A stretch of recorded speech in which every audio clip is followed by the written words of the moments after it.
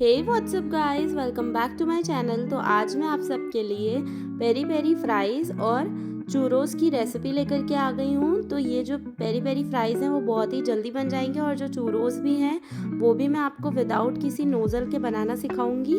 तो चलिए ये दोनों रेसिपीज़ को बनाना शुरू करते हैं।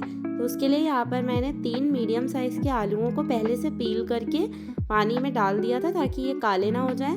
उसके बाद इन्हें एक चॉपिंग बोर्ड के ऊपर रख लीजिएगा और जिस तरीके से मैं आलू के साइड के पार्ट को कट करी हूँ उस तरीके से कट करके इसकी पतली पतली डिस्क काट लीजिएगा और इसके बाद इसे अपने डिज़ायर्ड शेप में, जिस तरीके से हम फ्रेंच फ्राइज़ को खाते हैं उस शेप में कट कर लीजिएगा। ये मैं पहले भी आपको बता चुकी हूँ, आज दोबारा से बता रही हूँ। तो इसी तरीके से आपको हमेशा फ्रेंच फ्राइज़ के पोटैटोज़ को कट करना है। तो देखिए मैंने इसमें से पतली पतली डिस्क काट ली थी। अब उसमें से मैं 2 से 3 पार्ट्स में इसे डिवाइड करके फ्रेंच फ्राइज़ के शेप में कट कर रही हूँ। तो देखिए इस तरीके से जो हमारे पोटैटोज़ हैं वो बन के रेडी हो जाएंगे और इसी तरीके से इन्हें ना काट करके आप तुरंत पानी में डाल दीजिएगा वरना ये काले होने लग जाएंगे। और सेम इस तरीके से बाकी के पोटैटोज़ को भी काट के तैयार कर लीजिएगा। तो देखिए मेरे सारे आलू काट लिए हैं। अब उसके बाद इन्हें टिश्यू पेपर या फिर किसी किचन टॉवल के ऊपर डाल दीजिएगा और इसका जो भी एक्स्ट्रा वाटर है उसे अच्छी तरीके से पोंछ करके निकाल दीजिएगा। बिल्कुल भी इसमें पानी नहीं रह जाना चाहिए। अगर पानी रह जाएगा तो जब हम इन्हें फ्राई करेंगे तो ये अच्छी तरीके से फ्राई नहीं होंगे। देखिए अब मैंने पूरे पोटैटोज़ को अच्छी तरीके से सुखा दिया था। अब इन्हें एक बोल में ट्रांसफ़र कर दिया है। इसमें बिल्कुल भी पानी नहीं रह गया है। अब इसमें अपने टेस्ट के हिसाब से थोड़ा सा सॉल्ट ऐड कर दीजिएगा, सर रेड चिली पाउडर ऐड कर दीजिएगा। अगर आप चाहें तो उसकी जगह पर ब्लैक पेपर पाउडर भी ऐड कर सकते हैं। उसके बाद इसमें थोड़ा सा पेरी पेरी मसाला ऐड कर दीजिएगा और जब तक आप ये सारी चीज़ें कर रहे हैं तब तक साइड में कढ़ाई में ऑयल को गर्म होने के लिए रख दीजिएगा। उसके बाद इसमें मैं थोड़ा सा कॉर्नफ्लोर ऐड कर रही हूँ। अगर आप चाहें, अगर आपके पास कॉर्नफ्लोर नहीं है तो आप इसमें चावल का आटा भी ऐड कर सकते हैं। उसके बाद इन सभी चीज़ों को अच्छी तरीके से मिक्स कर दीजिएगा।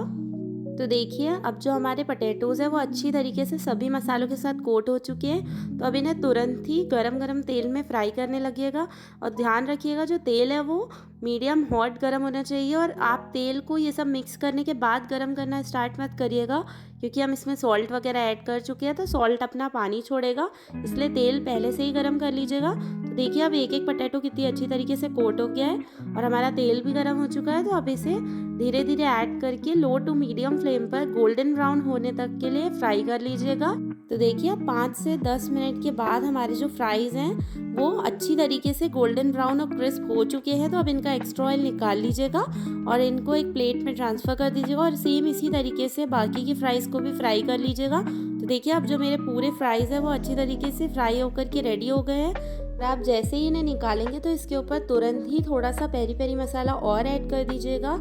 और उसके बाद देखिए मैं आपको इसका साउंड सुनाती हूँ। देखिए कितने ज़्यादा क्रिस्पी बने हैं। तो आपने देखा है इतनी जल्दी भी बन गए हैं और साथ के साथ बहुत ज़्यादा क्रिस्पी और टेस्टी भी बने हैं। तो आप भी इसे स्नैक्स टाइम पर अपने घर पर बना करके ज़रूर ट्राई करिएगा। तो चलिए अब चूरोस कैसे बनते हैं हम वो भी देख लेते हैं।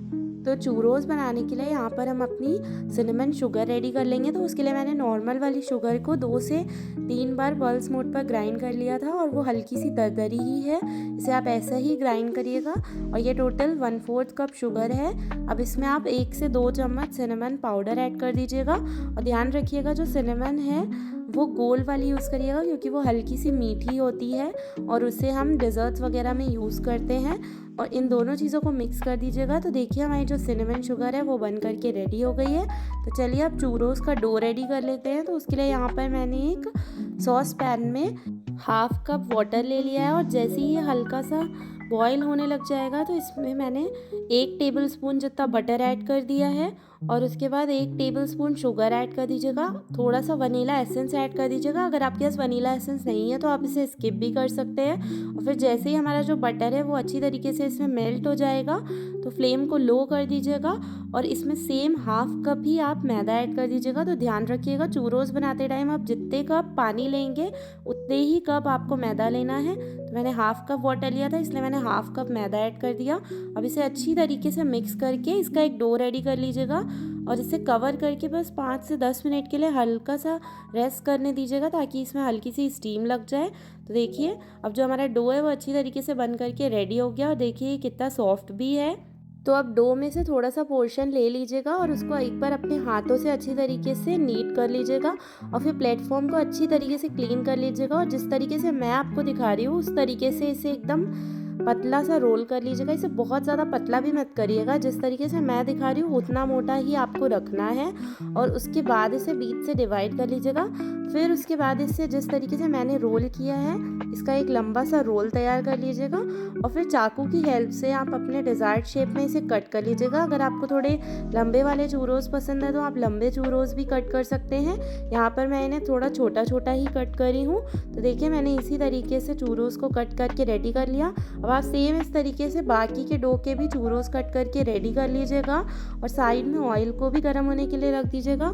तो जिस तरीके से हमने फ्रेंच फ्राइज़ को मीडियम हॉट ऑयल में फ्राई किया था सेम उसी तरीके से इसका भी जो ऑयल है वो बहुत ज़्यादा तेज़ गर्म नहीं होना चाहिए, वरना जब हम चूरोस को उसमें डालेंगे तो वो एकदम से ब्राउन कलर के हो जाएंगे और अंदर से कच्चे रह जाएंगे। तो वैसा हमें बिल्कुल भी नहीं चाहिए, इसलिए आप लो टू मीडियम फ्लेम पर ही ऑयल को गर्म करिएगा।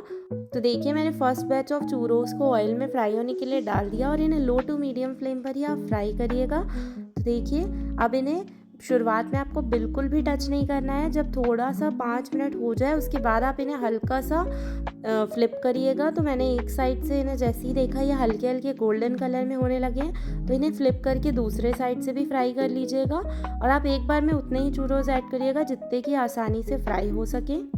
तो देखिए हमारे जो चूरोस है वो बन करके तैयार है। अब इनका एक्स्ट्रा ऑयल निकाल लीजिएगा और उसके बाद जैसे ही ये हल्के से ठंडे हो जाएं तो इन्हें डायरेक्टली आप शुगर के साथ कोट कर लीजिएगा। इन्हें एकदम गरम गरम आप कोट मत करिएगा वरना जो शुगर है वो मेल्ट होने लग जाएगी।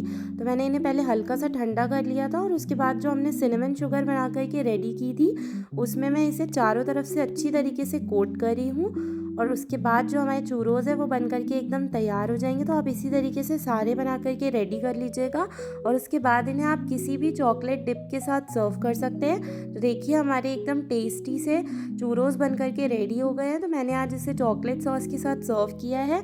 तो आप भी इसे अपने घर पर ज़रूर बना करके ट्राई करिएगा। तो आप मुझे कमेंट्स करके ज़रूर बताइएगा कि आपको ये पेरी पेरी फ्रेंच फ्राइज़ की और चूरोस की रेसिपी कैसी लगी। आप ये दोनों रेसिपीज़ को अपने घर पर बना के ज़रूर ट्राई करिएगा। और अगर आपने मेरे चैनल को अभी तक सब्सक्राइब नहीं किया है तो और भी ऐसी इंटरेस्टिंग रेसिपीज़ देखने के लिए सब्सक्राइब ज़रूर कर लीजिएगा। तब तक के लिए बाय बाय, टेक केयर। मिलती हूँ एक और नई वीडियो के साथ and thanks for watching guys.